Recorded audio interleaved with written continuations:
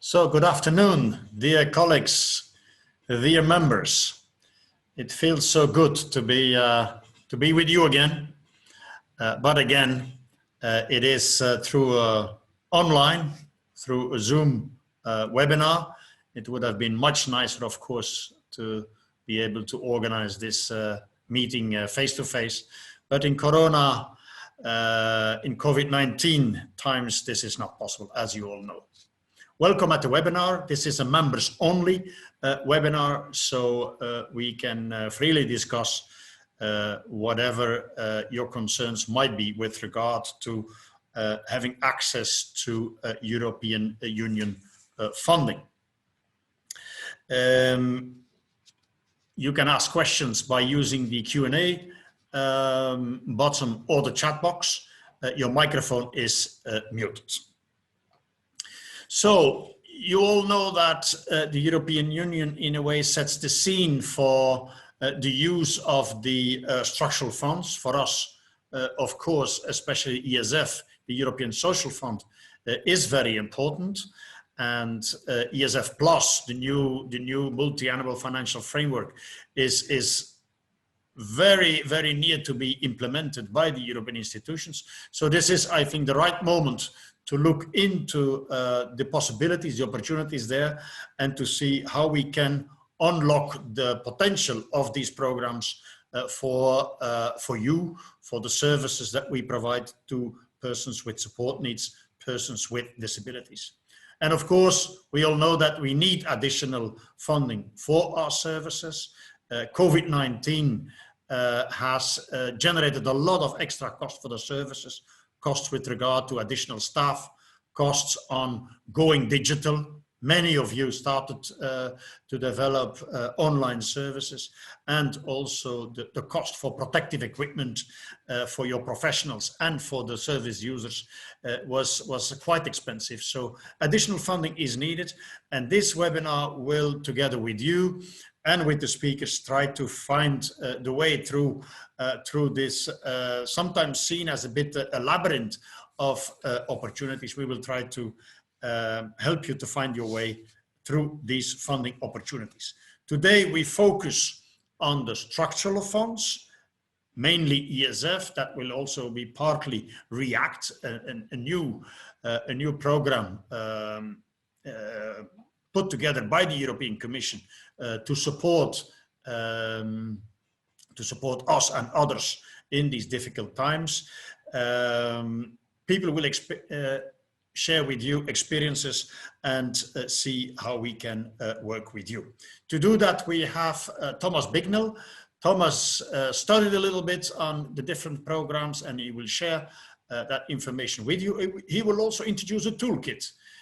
During the summer, we, and when I say we, then it's mainly he, worked on a toolkit that should help all of us to find our way and to indeed facilitate access to these programs. Then we have, and I'm very happy that we have a speaker from the Commission. Then we have Madame Andrea Leruste, who will speak on behalf of the ESF unit of the European Commission, DG Employment.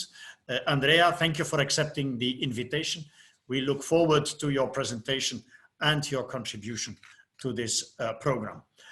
Then a good colleague and friend from Spain, Javier, will also share with us some information on how they work with their managing authorities in Spain, because ONCE, Fundación ONCE, has a special, very specific relation with the managing authorities, and he will share with us information on how we could learn from that and also try to unlock the opportunities for our sector.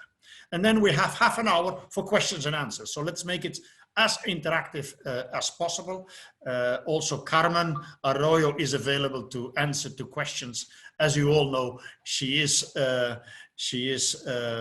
very well informed on the technicalities of all these programs, so she will be available to provide information and explanation when needed. This is the first event. We organize a second event on the 23rd of September, and then we will look into other programs. If you have seen the guidelines, the concept note sent out by Thomas, then you have seen that we will look at other programs on the 23rd. We will look at the recovery and resilience facility, and also look at public investment. So today, mainly structural funds with a strong focus on ESF, of course. In a few weeks, the 23rd, we will look at other programs. We will also look at the position of the national managing authorities or regional managing authorities, because when we want to work on and with ESF Plus funding, REACT funding, a good cooperation with the national, local, regional level is absolutely essential. So we will discuss this as well today during this webinar. Voila, we are ready. Without further ado, I hand over to Thomas, who will introduce his toolbox, our toolbox, and the way how we can benefit from these new program opportunities provided by the European institutions. Thomas, you have the floor. Thank you very much, Luc, for that introduction.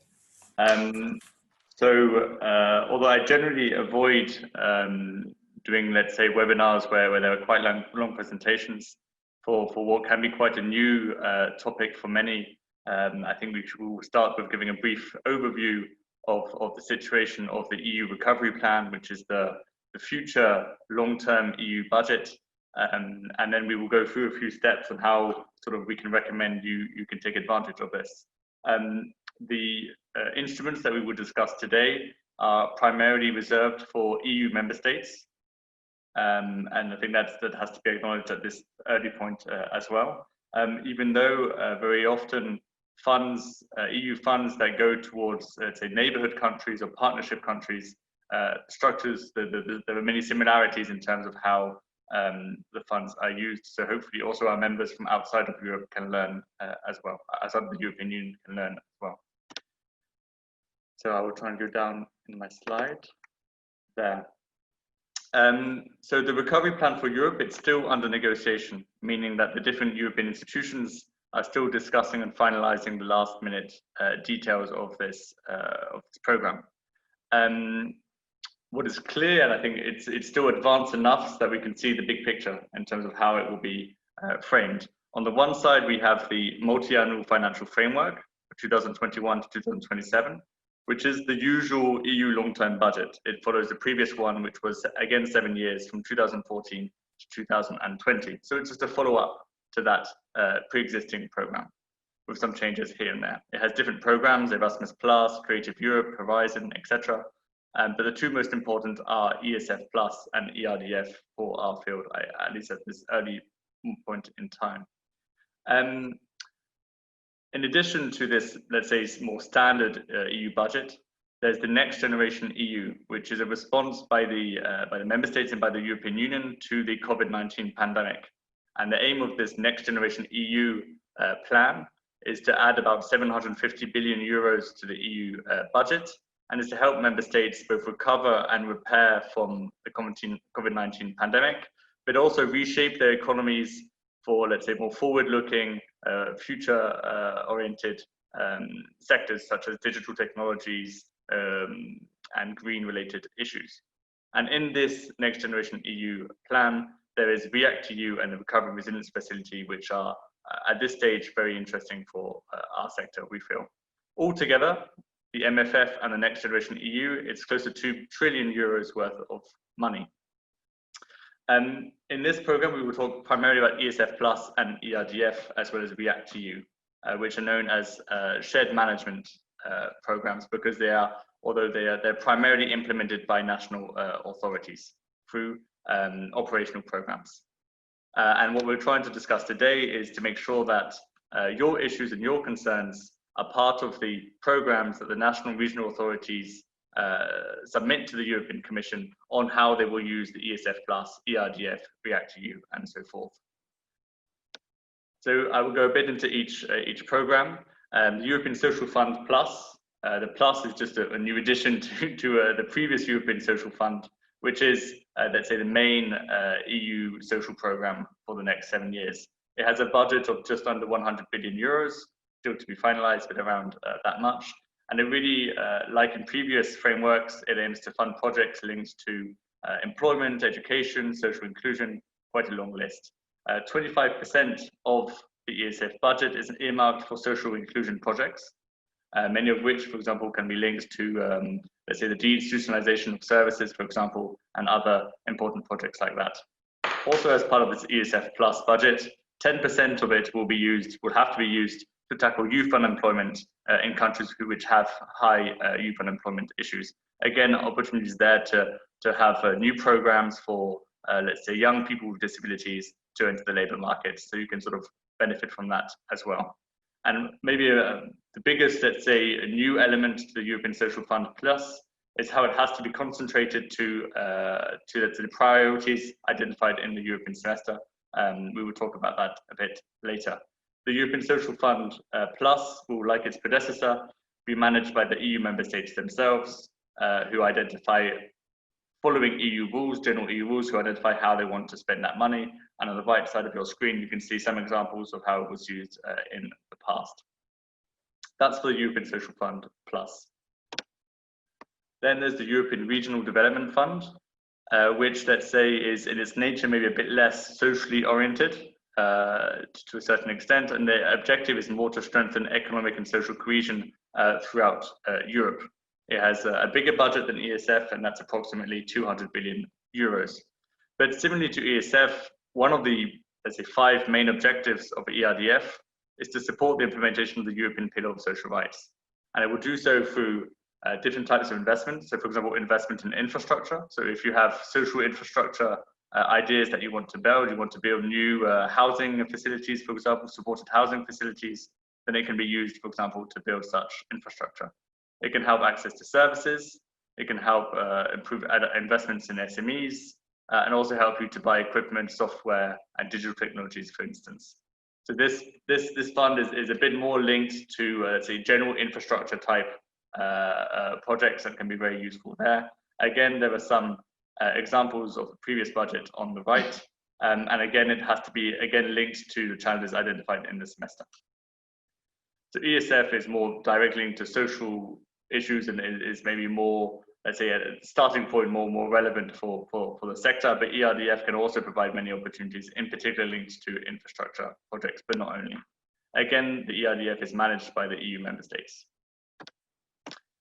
React-EU, I will skip this because my colleague from the European Commission will talk about it later in a bit more detail.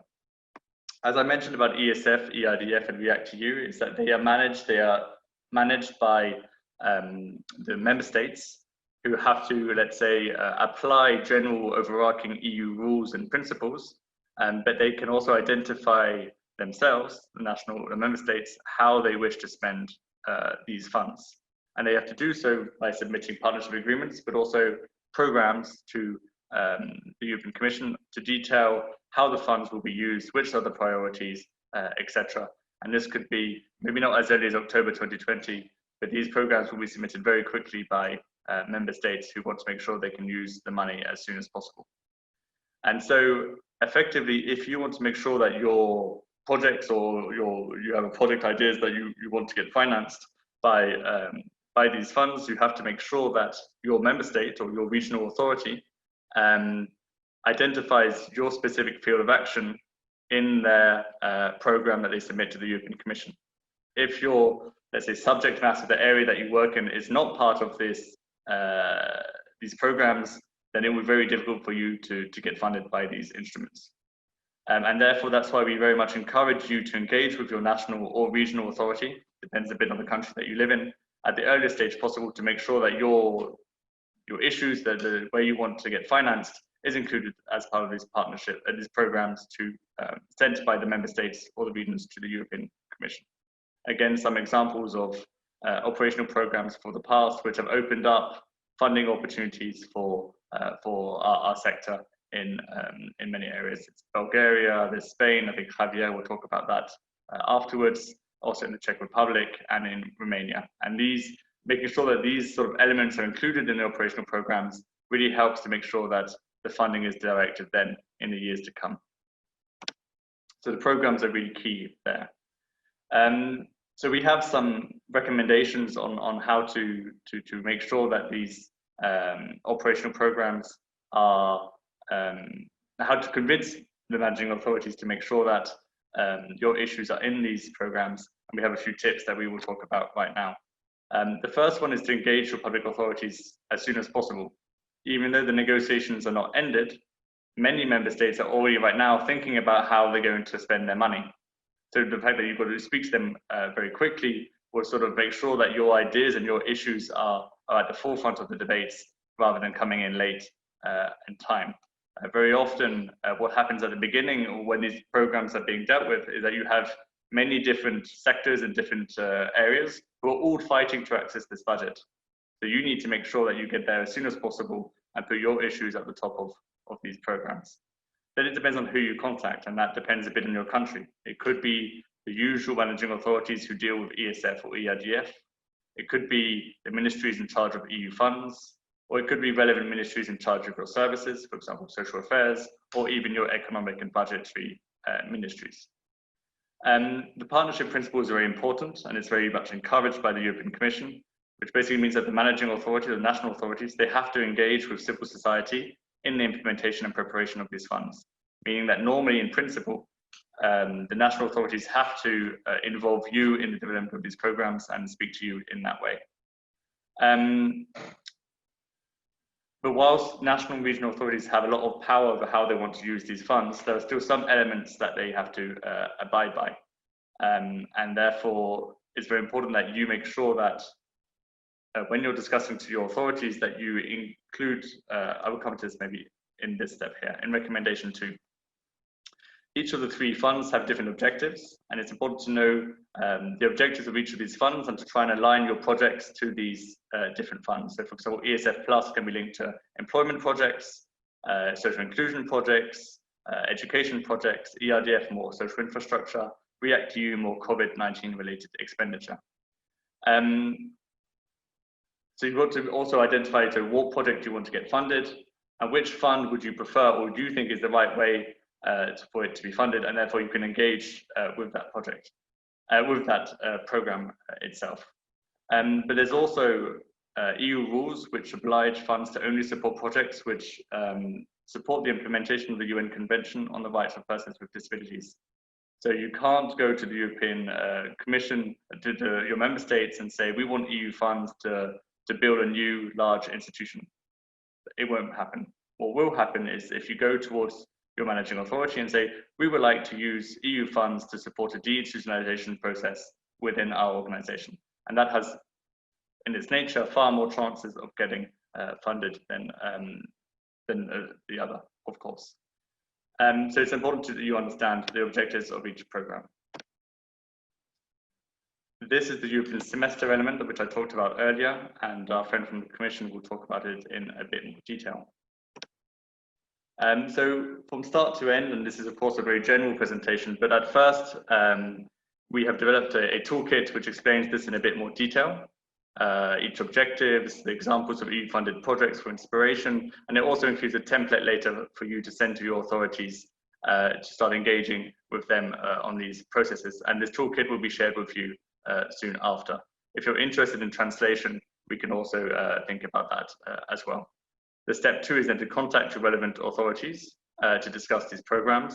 And what we would probably recommend is that you don't go on your own, is that you try and build a coalition with like-minded organizations to try and have sufficient strength and power to be able to negotiate with the public authorities. Some of you may be strong enough and have good enough relationships with the authorities to do so alone, but many of you, especially the individual service providers, may not have the sufficient, let's say, representativity to really influence these programs. In that case, it's important that you align yourselves with other organizations and you come together with a plan. When you engage with your authorities, you also have to highlight the partnership principle, which means that normally, in principle, the authorities should be speaking and engaging with you in the development of these programs. You should also have detailed analysis of how your investment needs align to the policy objectives of each fund, because maybe some funds may not be the best for that particular project that you want to do, so you need to be a bit flexible there. And you should also make sure that your investment needs, what you request, is also aligned to the Commission's country-specific recommendations, which our colleague from the Commission will talk about also later. And last but not least, of course, it's important, although they're European projects, it's also important that they help to support national policies and reforms, especially if you're speaking to your authority there. So the key point here is you need to prepare yourselves when you engage with them and make sure that you can make your investment needs, your investment ideas as relevant and interesting and important as possible for the national authorities, and make sure that they have, that you provide solutions to them on how they want to use these funds, pre-made solutions, rather than, going ill-prepared and starting from scratch, not knowing how these should be used. So you need to be prepared. Then you need to engage, negotiate, and continue dialogue with the authorities. If there is no contact with your authorities and you're struggling there, then you can speak to us, and maybe we could try and explore different solutions that may happen.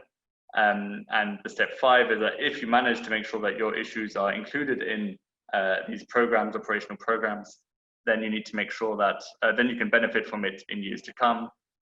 If your issues are not included in these programs for these EU funds, then there's a risk that you won't be funded at all by EU funds, which at a time when national budgets are going to be struggling, it could be even more trickier than usual.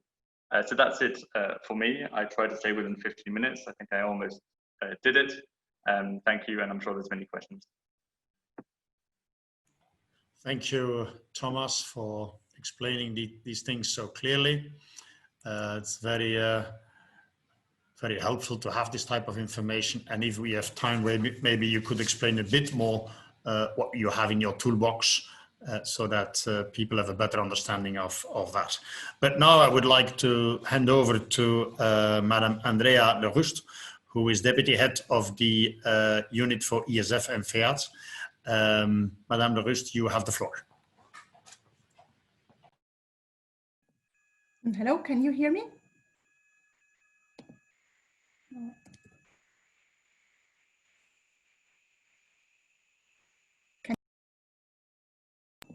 Hello? Okay. Yes, we can hear you. Okay, good. Many thanks. So you already got a flavor of the EU's response to the crisis, and in my presentation I will try to add some additional information on REACT-EU and ESF Plus for you to find your way through this labyrinth, as Luc called it. And I will also try to give some tips in the course of this presentation how best access funding, but I have to say that Thomas was already quite complete and I can just join his messages. So now this is a slide that may seem basic to some of you, but it gives already some ideas about the reply to the initial question on how to access the funding. As Thomas already explained, ESF is implemented in shared management, means that it's EU budget, but it's implemented by the member states. And depending on the country, it can be at national or regional level or both. And yeah, you also know already that there are these operational programs, or programs as they are called in the future, for 7 years. And you can see on the left side that the role of the member states is more in implementation, and the Commission is rather in an overseeing role, let's say. Then on the right side, there's a chart on partnership. The partnership principle was already mentioned, and it's very important to ensure that the spending is as effective and efficient as possible and meets the needs that are really there on the ground in the region and the community concerned. So it means that member states or managing authorities have the obligation to work together with social partners and civil society organizations in all stages of the cycle. So meaning in the programming already, which is interesting now, but then also in the implementation, the monitoring, and also the evaluation later on. And then last but not least, the co-financing principle. To further strengthen ownership, the member states provide a national co-financing, which can vary between 50 and 95% depending on the region's development. Now here I'm showing the timeline. We talked about these 7-year programming periods. So the current ESF is the period 2014 and until 20. And then the new programming period starts in 2021 until 2027. So this is the ESF Plus. And where you see the green parts of the chart, this is where the programming happens. So basically before the programming period. The ESF Plus, also this 2021-27 period, in principle, it should have had a midterm review, so which would have allowed some reprogramming in the middle of the programming period. But probably as the negotiations go, it's not likely to be there. So probably you can scrap this. Now with React EU, we have additional resources that are added to the 2014-20 budgets for ERDF, ESF, and also the FEAD, which is the Fund for European Aid to the Most Deprived. And so this gives you a window of opportunity, also influencing the programming, between now at a certain, to a certain extent, but then also when it's adopted, let's see. But these resources have to be implemented in 21 and 22. So initially there was also mention of a 2020 budget, but probably this will not happen. It will be 2 years, to 21, 22. Then what is important to bear in mind is that it's up to member state to distribute between ERDF, ESF, and FEAD. So this is important for your lobbying activities because it's not predefined as with the normal ESF Plus or ESF budget that there's a certain amount earmarked for ESF.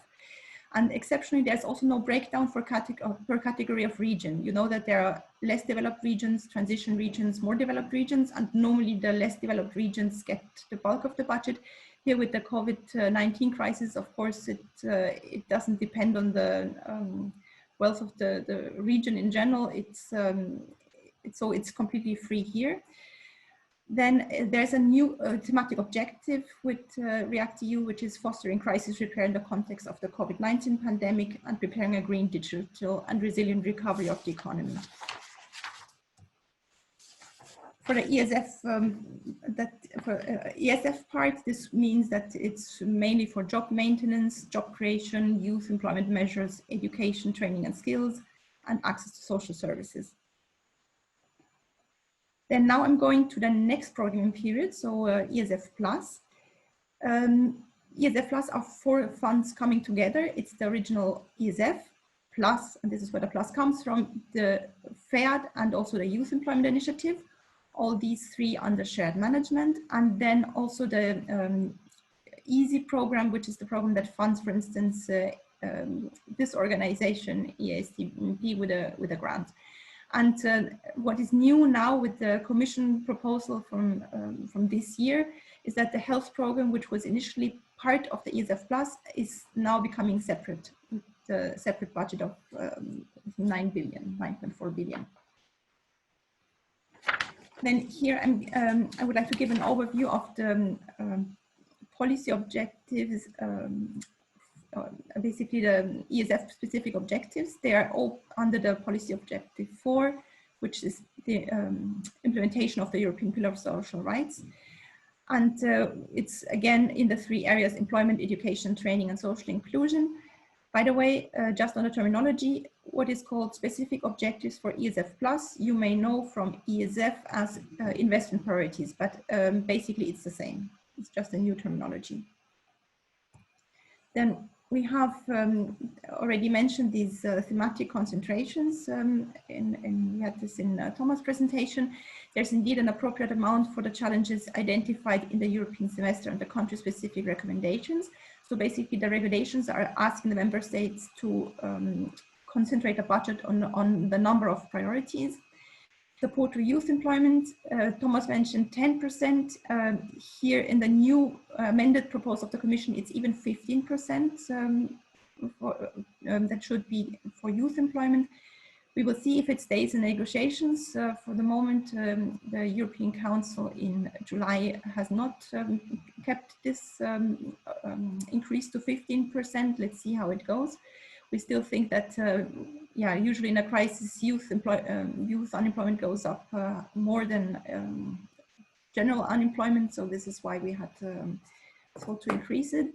Then there's earmarking for the support to the most deprived, 2%. Then support to social inclusion, 25%. In the current ESF, it's 20%.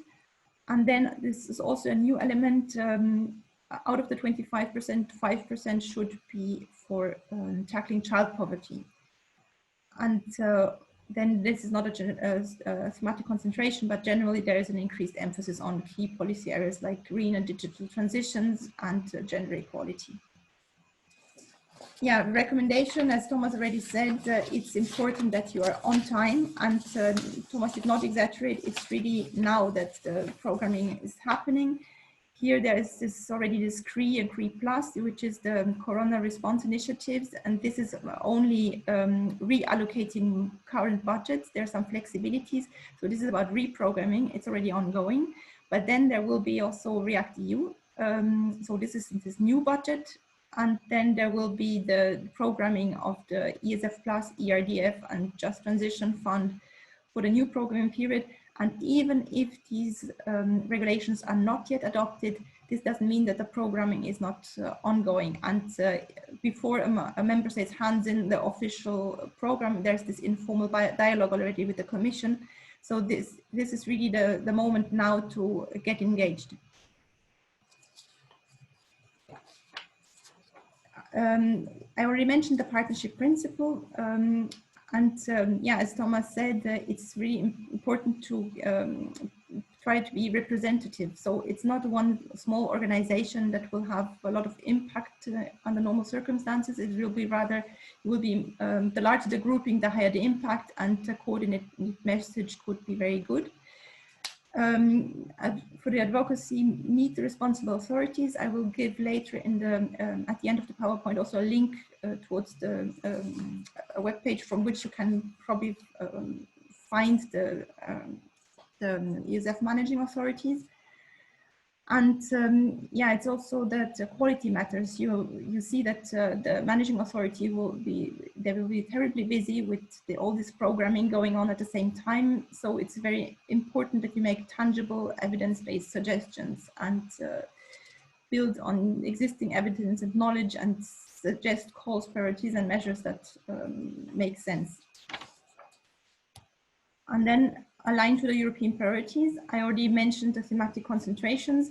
So you can imagine that the managing authorities, they have to find projects that fit, for instance, the 25% social inclusion. So if you can contribute to them, you facilitate their work, I think they will appreciate. And then the link with the European semester. This is one of the key components of the proposals for the new funding instruments, to have a better alignment between the funds and the policy analysis. And so what's the European semester? In short, you can say that it's a dialogue between the member state and the Commission to coordinate economic and social policies. You can imagine it as a process in which the Commission does an analysis of the reform and investment needs country by country. And this is then written down in country reports. The member states reply with a national reform program, and then there are some country-specific recommendations.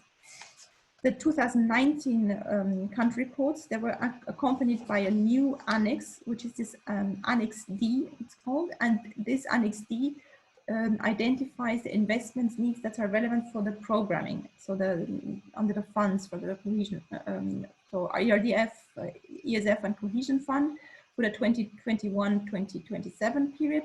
And then so it's the priorities for the new programming period. And then, of course, at the time, we didn't have COVID yet. So the 2020 edition of the semester contains investment recommendations in reaction to COVID. And so React EU will be programmed in line with these recommendations. So the 2019 and 2020 recommendations and 2019 country reports with the Annex D are the ones that you should look at. So it would be really a good advice, I think, to check the country-specific recommendations of your country and try to propose your initiative as a solution to what is identified there as a challenge. Here are the links as promised, so the country reports, and at the end, then also the ESF support in your country. Then you have to go to the contact information. It's you have to click through the webpage. Thank you. Thank you very much, Andrea.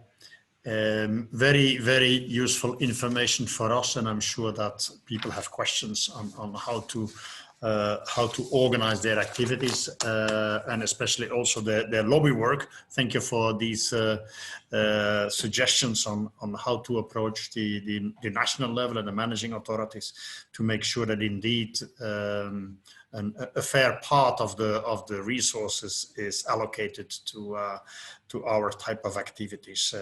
Because indeed there is room to maneuver. It is up to the national level, the managing authorities to draw the line on that. And also good is to see that indeed social services are one of the 5 areas where this REACT funding can help. So thank you for bringing and sharing that type of information. Javier, you are very close to the grassroots level. The Fundación ONCE manages a lot of services in Spain on the one hand. On the other hand, you also work closely together with the managing authorities and implement part of the program. Your experiences, please, on this. Thank you. You have the floor, Javier. Thank you, Luke. Thank you for organizing this webinar, and congratulations, because it's really very timely. I would like just to focus on 3 main issues in this short presentation. First of all is how to maneuver a little bit and operate during the programming period, because it is really one of the key areas. We are now in this period, and it is very important for all members of EASPD to really try to guide themselves very carefully during these months in which the governments prepare their operational programs, and they first do their partnership agreements, and then afterwards they move to the programs. And secondly, I would like to explain a little bit our example of what we are doing, our operational programs in Spain under the current programming period. And finally, just some small, let's say, lessons that we have learned during our experience implementing these funds, which now we have been implementing for more than 22 years. So let me just start by the beginning. Andrea was mentioning as well, Thomas, really now we are in a very difficult period, because programming of the future programs is being redeveloped. And unfortunately, we do not have the final version of the regulations. So this gives us, situate us, organizations, in a very difficult context, because we have to utilize in our lobby regulations that are not finally adopted, in the European Union. And under the current situation, it has been even worse than in the previous programming periods and negotiations. So let me just mention this to all of you. It is very important that you keep in touch with your authorities, with your national authorities, maybe the budget minister, sometimes the economy minister, it really depends. These are usually having the coordinator function towards the European Union. But to go into the details, for example, of the European Social Fund, usually this is the employment minister, the one which is preparing the proposal. So usually the path is to make sure that the employment minister is sensible to your needs, but at the same time, you also work with the budget minister, which is really the one compiling the whole set of programs that will be sent to the European Union. But at the same time, let me just mention that in some countries, like for example in Spain, where you have very decentralized management of the funds, working with the regional authorities is also very important, because regional authorities also are managing authorities of the funds in their own regions. This happens really in Spain, and it happens in almost all the countries, but mainly in decentralized countries. So this is also very important. You really have to focus where you have more needs, also in regional terms, because funds will also be implemented, situated in regions, And regions also require different levels of co-funding, but I will not go into much detail on that, but maybe in any of the future seminars, it could be also interesting to explore those issues. Let me just mention, regarding the current situation in negotiations, you have many areas in the current draft regulations that you can use in your lobby at national level. You have, for example, in the Common Provision Regulations, mentions to disability and to services. You have, for example, in Article 6, which is referring to partnership, you have an obligation to partner with bodies responsible for the promotion of social inclusion, fundamental rights, non-discrimination, and even rights of persons with disabilities. This is specifically mentioned in the current draft regulations. Or for example, in the enabling conditions, you also have a mention on the services for persons with disabilities that should be included also, and they should take care in the programs that are adopted at national level. For example, Article 7 as well includes persons with disabilities. But when you move to the Social Fund Plus, European Social Fund Plus, you also have many mentions, for example, in Article 6, Article 28, where you have services and community-based services as targets of funding for the structural funds. And even if you go to the European Regional Development Fund, you will have also mentions to the inclusion of the services of persons with disabilities also in the investing priorities. Well, this is just a very summarized, let's say, list of mentions that you will find in the regulations. I guess in the toolkit, I have not the opportunity to read the toolkit that Thomas was mentioning before, but I guess all these mentions to the current regulations are there. And this is very important because for us at national level, it has been always very useful to take the draft regulations when you negotiate with your countries, because countries are really now preparing these programs that they have to submit. The programs are fixed as well based on the priorities of the national reform programs. So do not forget also the semester process. National reform programs are, it is a document which is utilized by the government and by the European Union to fix priorities. So our recommendation is also to focus on that document as well, which is not linked directly to the structural funds, but is directly in the establishment of the priorities at national level. Let me just move to the second issue, which is what have been done by us during this year and what we are doing now with the operational programs in Spain. In ONCE, we are an intermediate body. This means that we have the capacity of civil society to manage funds and to fix priorities for the population we are working on, which is persons with disabilities. Together with us, you have other civil society organizations, for example, Caritas, Red Cross, the Roma Secretariat. They are also considered intermediate bodies, and they also have the capacity to manage funds directly to the population they are targeting with their actions.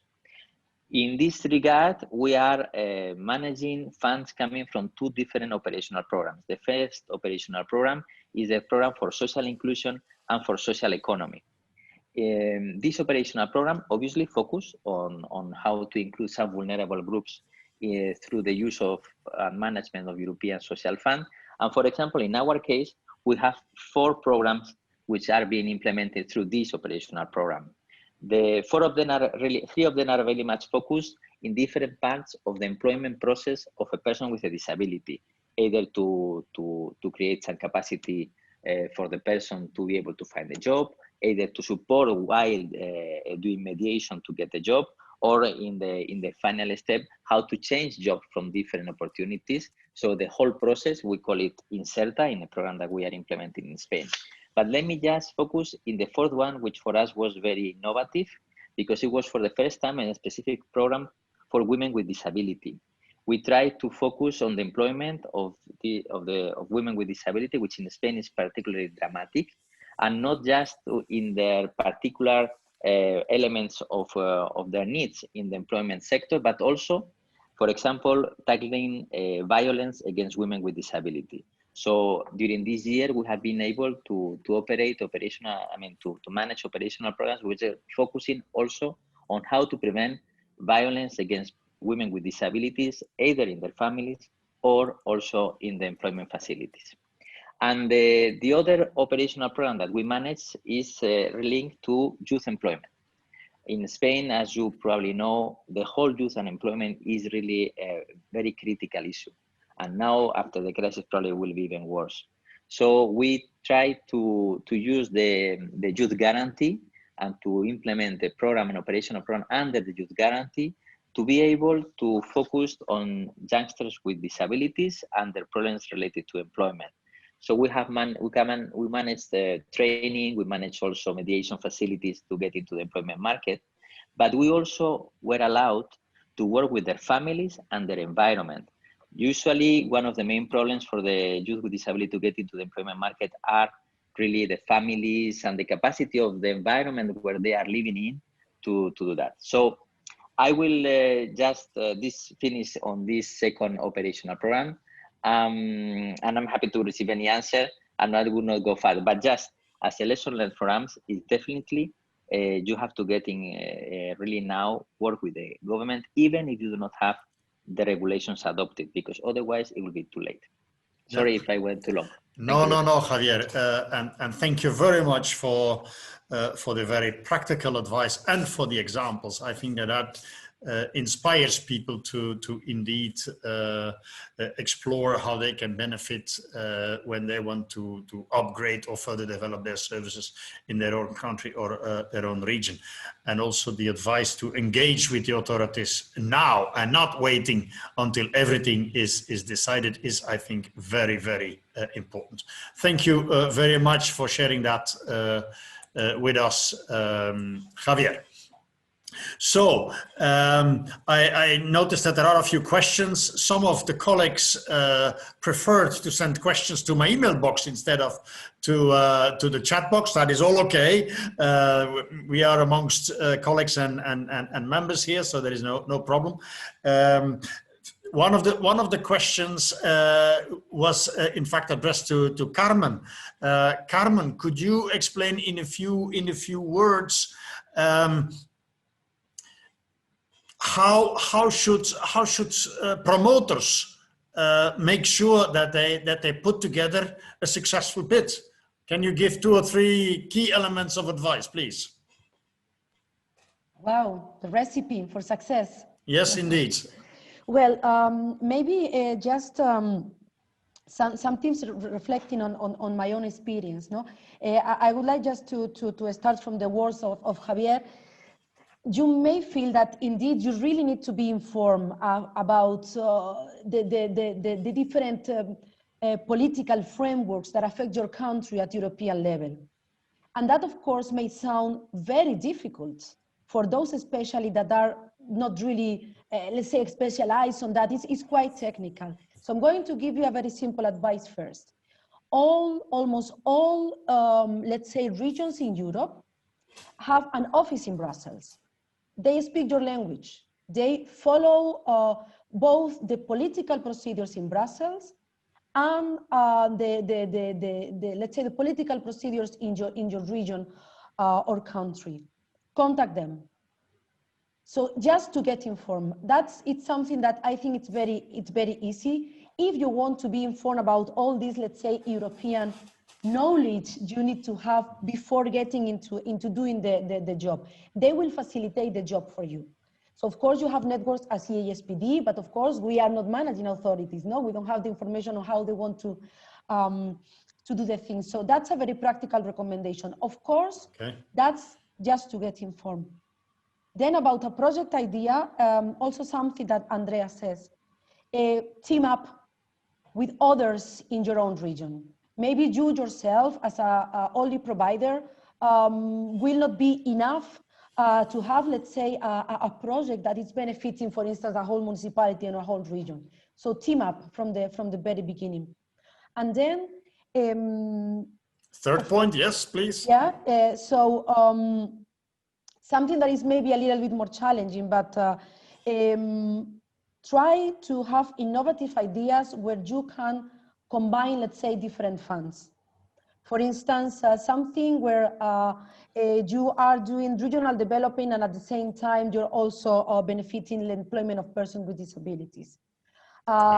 This is, if I have to do it, where I would start. So okay, thank you.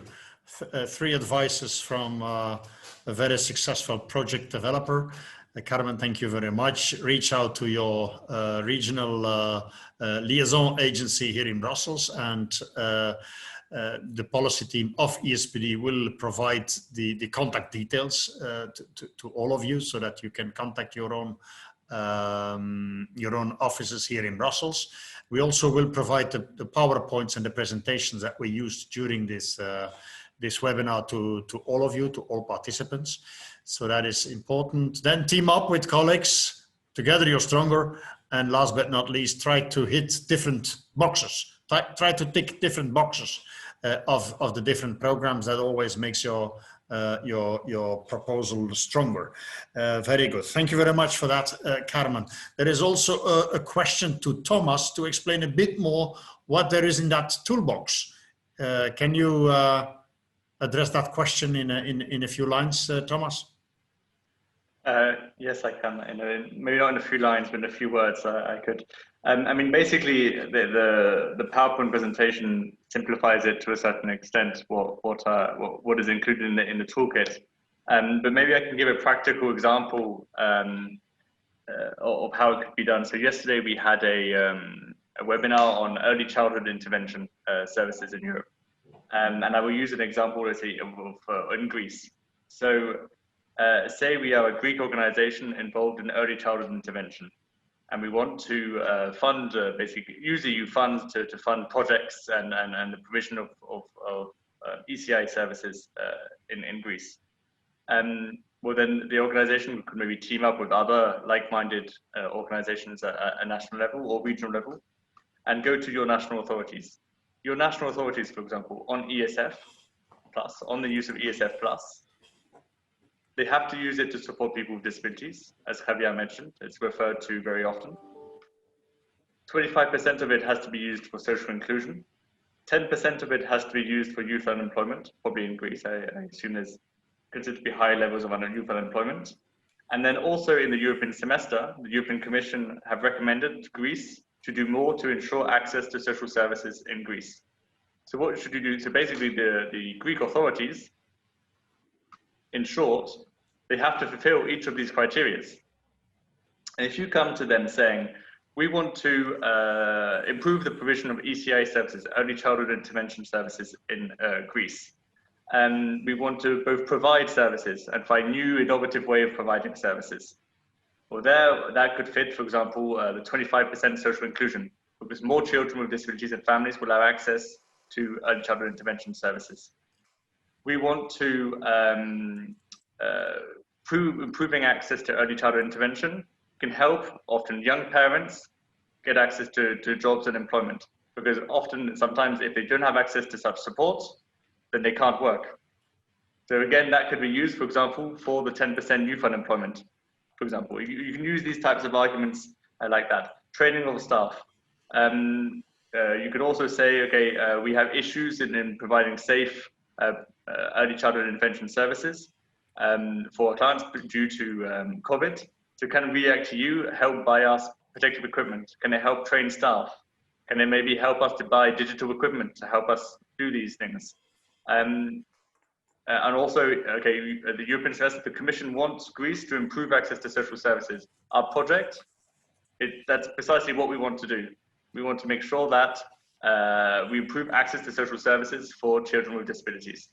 And so by organizing and by arguing in a certain way, you're providing answers to what they should be doing or could be doing with these EU funds. And I think if you act and think in that type of logic, as providing solutions to your managing or regional authorities, then that could maybe go a long way to helping you up. I hope that's helped to clarify a bit. Thank you. I think that is very helpful, Thomas. Thank you very much. Another question was addressed to the deputy head of unit, Andrea. Andrea, one of my colleagues makes the point that it sometimes takes a very long time between the application and actually having the money on the bank account so that you can start developing activities.